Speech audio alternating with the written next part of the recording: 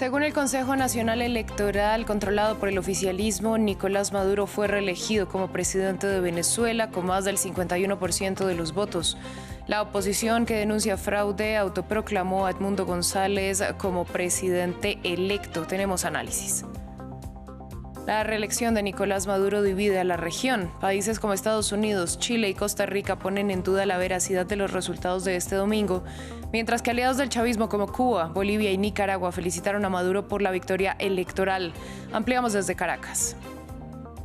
Y crece la preocupación por una escalada en las tensiones entre Líbano e Israel, luego de una reunión del Gabinete de Seguridad que dio luz verde al gobierno de Benjamín Netanyahu para decidir de qué forma y cuándo responder al ataque mortal contra los altos del Golán, en el que fallecieron 12 personas. Buen día para todos, bienvenidos a esta emisión de Noticias en France 24. Soy Valentina Torres Sánchez. Damos inicio en Venezuela, donde el Consejo Nacional Electoral, controlado por el gobierno, declaró a Nicolás Maduro como el ganador de los comicios del domingo. El órgano informó los resultados pasada la medianoche y le dio más del 51% de los votos a Maduro, mientras que Edmundo González Urrutia, el candidato de la principal plataforma opositora, logró el 44,2%. Reunido a las afueras del Palacio de Miraflores con cientos de sus seguidores, el reelecto mandatario celebró los resultados. Aseguró que a partir de la fecha en Venezuela habrá paz, estabilidad y justicia. Escuchemos parte de sus declaraciones. Después de haber sufrido lo que hemos sufrido, ¿cuál país se atreve a convocar elecciones? Quiero que me digan.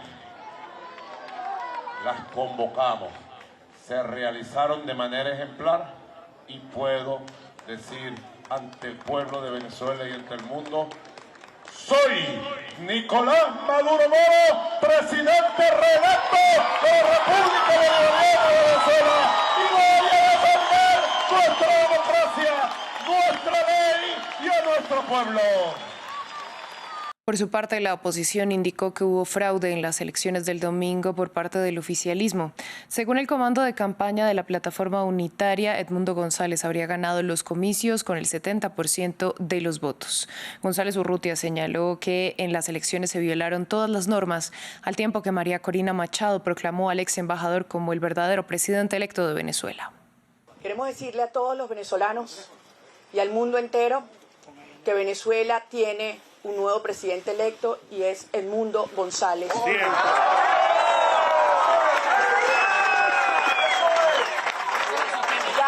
Ganamos y todo el mundo lo sabe. Los venezolanos y el mundo entero sabemos lo que ocurrió en la jornada electoral de hoy. Aquí se han violado todas las normas al punto de que aún no han sido entregadas la mayoría de las actas. Nuestro mensaje de reconciliación y cambio en paz sigue vigente y estamos convencidos de que la gran mayoría de los venezolanos lo aspira igualmente. Nuestra lucha continúa y no descansaremos hasta que la voluntad del pueblo de Venezuela sea respetada. Vamos al análisis y para ello conectamos en Bogotá con Chomín Laceras Leizaola, investigador adscrito al Observatorio de Venezuela de la Universidad del Rosario y presidente de la Asociación Diálogo Ciudadano Colombo-Venezolano. Le doy la bienvenida a France 24. Primero, ¿cómo interpretar la victoria de Maduro? ¿Realmente el presidente contaba con tanto apoyo popular? Muy buenos días, Valentina. Bueno, estas han sido unas elecciones donde la campaña se realizó con muchísimas irregularidades, aunque la jornada electoral del día de ayer se desarrolló en general en calma y con pocas incidencias. Pero al final de la misma, cuando vino el momento del conteo, comenzó a haber poca transparencia, ¿verdad? Y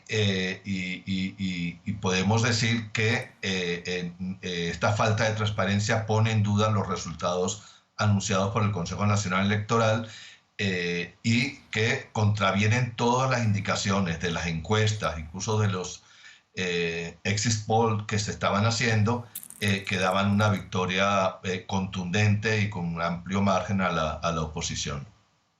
Bueno, algo que sí podemos resaltar según las cifras del Consejo Nacional Electoral, que es controlado por el oficialismo, es que hay una fuerte división en el país. ¿Cómo tender puentes con la oposición para que se termine esa alta polarización que ha marcado Venezuela durante más de 20 años? Bueno, con estos resultados anunciados por el Consejo Nacional Electoral que tú misma has indicado que está controlado por el gobierno, es muy difícil que los puentes se puedan tender. Más bien, una decisión de este tipo ahonda las divisiones, ¿verdad? Y además, un elemento adicional, creo que coloca nuevamente al gobierno de Nicolás Maduro en la mesa de la falta de reconocimiento internacional. Es importante notar que la gran mayoría, una parte importante de los países democráticos del mundo han puesto en duda este resultado y han pedido mayor transparencia y seguridades al respecto. Justamente le pregunto, la oposición está denunciando fraude. Antes de las elecciones vimos que no se permitió la entrada al país de veedores internacionales. Durante la jornada no se permitió el acceso a los puestos de votación de testigos electorales. Tampoco la oposición ha tenido acceso al conteo de los votos. ¿Cómo se valida entonces la transparencia de los resultados? Bueno, justamente ha habido una falta de transparencia enorme, muy grande. Y como bien lo decía, estos resultados anunciados de manera además muy irregular, así, anunciando que había un hackeo que sin ninguna prueba al respecto, nos indican que estos resultados que se anunciaron no son realmente los verdaderos y además van en dirección contraria de todos los indicadores que señalaban que la oposición pues contaba con una favorabilidad importante en estas elecciones. Bueno, justamente usted lo estaba mencionando, la validez de los resultados ya fue puesta en duda por países como Chile y Estados Unidos. Otros piden un conteo de votos transparente como Colombia y aliados cercanos pues han reconocido la victoria chavista. ¿Qué efectos tendrán las relaciones internacionales de Venezuela estos comicios? Bueno, creo que va a generar una falta de legitimidad importante del gobierno de Nicolás Maduro y esto puede generar que la situación de aislamiento en la que se encontraba el gobierno de Nicolás Maduro se prolongue en el tiempo y eso a su vez genere también una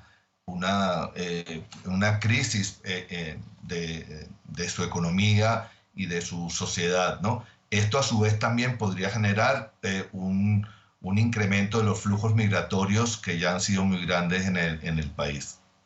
Pues señor Las Heras, a usted muchas gracias por su análisis y por compartirlo con nosotros en France 24. Muchas gracias. Vamos a Caracas justamente para conectar con Daniela Zambrano, corresponsal de France 24. Daniela, buen día para usted. Empiezo preguntándole cómo amanece el país tras este triunfo que las autoridades electorales le dieron a Maduro.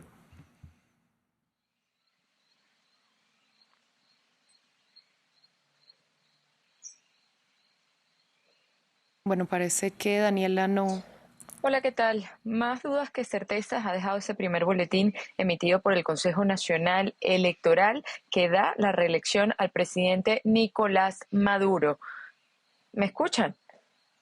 Te decía que más dudas que certezas ha dejado ese primer boletín que emitió el presidente del Consejo Nacional Electoral, Elvis Amoroso, con respecto a las elecciones presidenciales, luego de que la oposición no reconociera esos resultados porque decía que no compaginaba con las actas que ellos tenían en mano, con la transmisión del 40% de las actas, que la proporción era totalmente distinta y para ellos el presidente electo era Edmundo González Urrutia con el 70%. Para hoy se tiene previsto a las 10 de la mañana, hora local, un pronunciamiento del jefe del comando de campaña de Nicolás Maduro, Jorge Rodríguez, posteriormente un pronunciamiento del fiscal general Tarek William Saab, luego de que ayer el propio presidente del Consejo Nacional Electoral y el presidente Nicolás Maduro le solicitaron una investigación por un supuesto atentado contra el sistema de transmisión. Nicolás Maduro lo calificó calificaba como un hackeo masivo y se espera en horas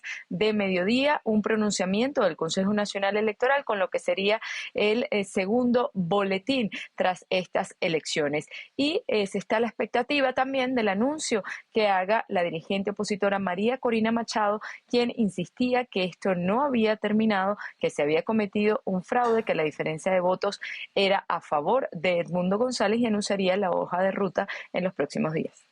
Daniel, algo que no podemos pasar por alto es la división que estos resultados y el proceso electoral en general han producido en la región. ¿Qué podemos decir al respecto?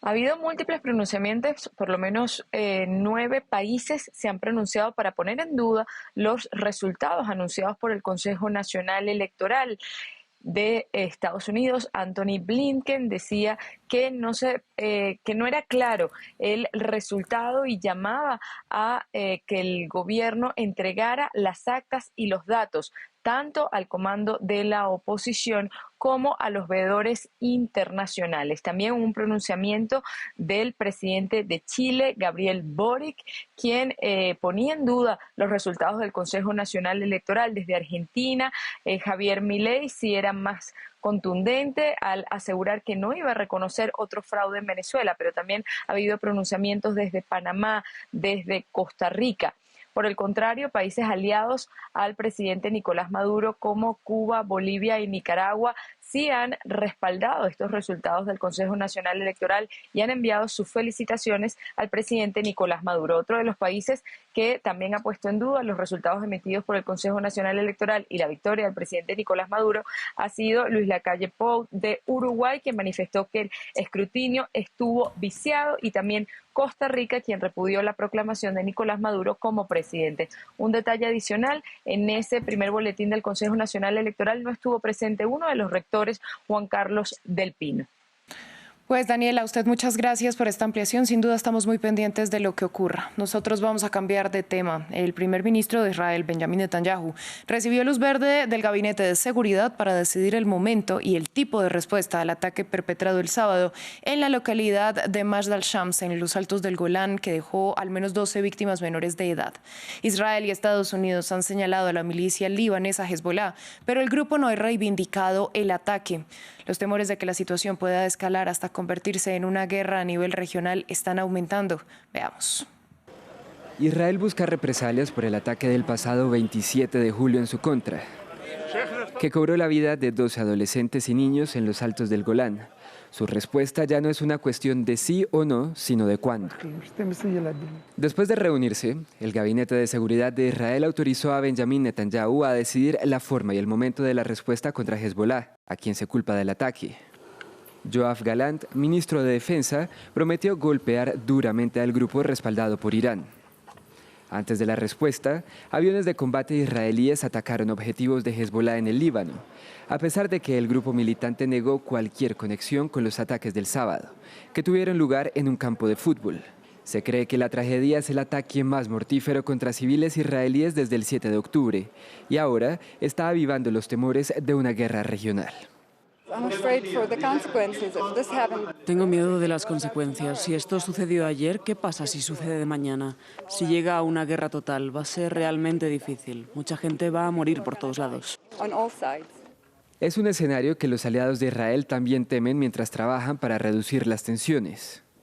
A la cabeza de los llamados a la moderación está Washington, quien también señala que Hezbollah es el responsable. El secretario de Estado, Anthony Blinken, reafirmó que Israel tiene el derecho a defender a sus ciudadanos, mientras que la vicepresidenta y virtual candidata demócrata Kamala Harris trató de dejar clara su posición al condenar a Hezbollah por el ataque y prometió apoyo férreo a Israel. Se informa que Hezbollah está ahora en alerta máxima, viéndose envuelto en un intercambio de fuego casi diario con Israel al otro lado de la frontera con el Líbano. Pero la creciente tensión ahora amenaza con llevar el enfrentamiento a una fase más peligrosa. El presidente ruso Vladimir Putin amenaza con reanudar la producción de armas nucleares de alcance intermedio si Estados Unidos confirma el despliegue de misiles en Alemania o en cualquier otro lugar de Europa. Este tipo de armamento, con un alcance entre 500 y 5.500 kilómetros, es objeto de un tratado de limitación entre Washington y Moscú firmado en tiempos de la Unión Soviética.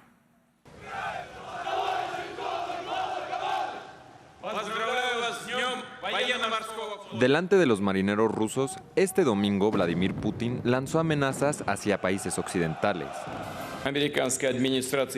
La administración estadounidense y el gobierno alemán han anunciado planes para desplegar misiles de precisión de largo alcance en Alemania a partir de 2026. Si ponen en práctica estos planes, quedaremos liberados de la moratoria unilateral sobre el despliegue de nuestras capacidades de ataque de medio y corto alcance. Este tipo de arma, con un alcance de hasta 5.500 kilómetros, ha sido durante mucho tiempo objeto de un tratado de limitación entre Washington y Moscú, firmados en tiempo de la URSS. Pero en 2019, las dos potencias rivales anunciaron su retirada, cada una acusando a la otra de no respetar sus acuerdos. Al margen de la última cumbre de la OTAN, el anuncio de Estados Unidos del despliegue de misiles de precisión de largo alcance en Alemania a partir de 2026 provocó la ira de Rusia, quien denunció una vuelta a la Guerra Fría.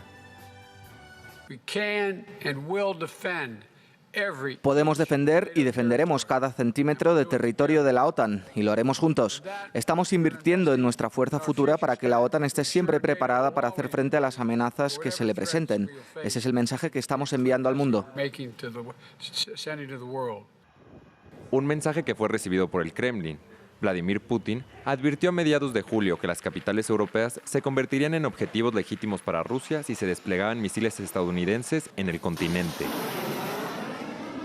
Faltan 99 días para las elecciones presidenciales en Estados Unidos y en medio de la cuenta regresiva, el candidato republicano a vicepresidente J.D. Vance arremetió este domingo una vez más en contra de Kamala Harris.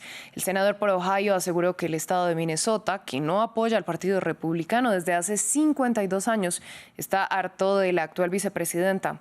Por su parte, Harris criticó el sábado a Donald Trump con un tono similar al de Vance. Los detalles con Hugo Caro Jiménez.